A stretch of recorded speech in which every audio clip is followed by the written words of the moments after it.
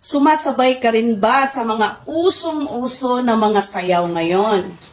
May isa pong sayaw na talaga namang ginagamit ng karamihan.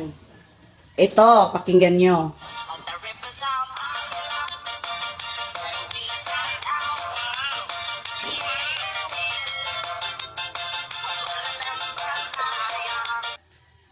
Di nyo ba na-realize yung mga lyrics na ginagamit doon?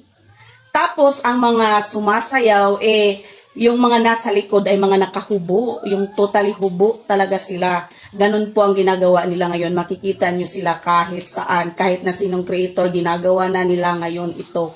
Pero di nila alam saan kinuha ang lyrics na yun. Baka mawindang ka. Dahil dito, basahin mong mabuti.